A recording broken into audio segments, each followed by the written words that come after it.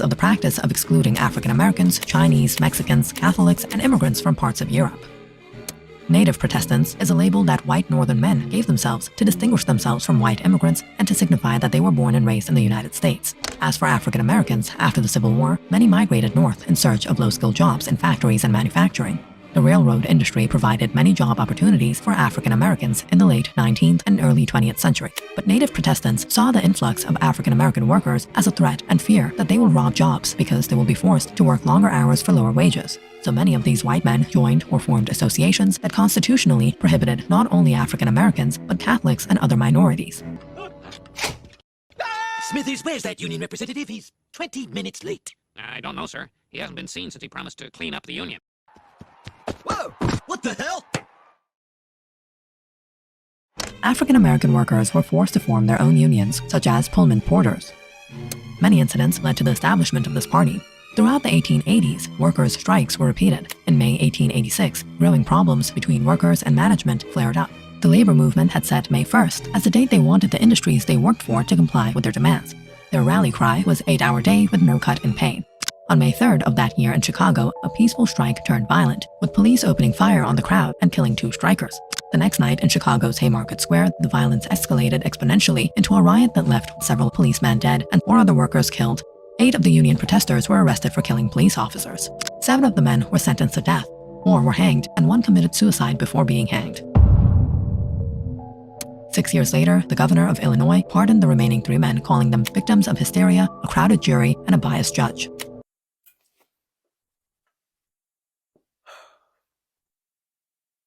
Tomorrow's Labor Day.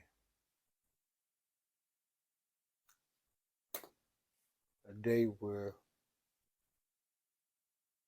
people got tired of working 80 hours a week and decided to whack something. 7 people were tried, 3 convicted, 1 committed suicide, the other 3 were pardoned. My people, they didn't have no fight like that because they could barely find work to fight for in the first place. So I wrote a poem today, and I'm going to do it in the middle of doing labor and protest to this stupid holiday. The poem is called Racial Profiling. Racial profiling. I ain't no victim. All right.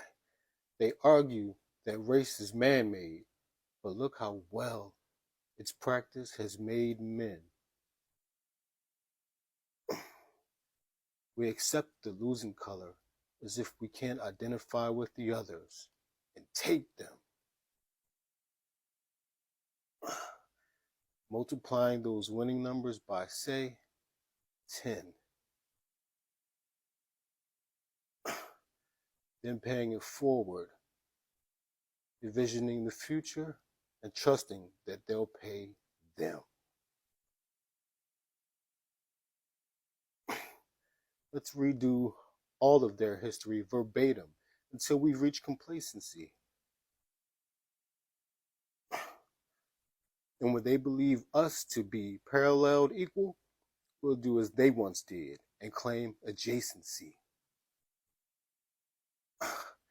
We'll have the decency of subtlety in contrast to their actions of blatantly denying our place in the liberated confines of America, who doesn't hide her hate for me. Racial profiling. I ain't no victim.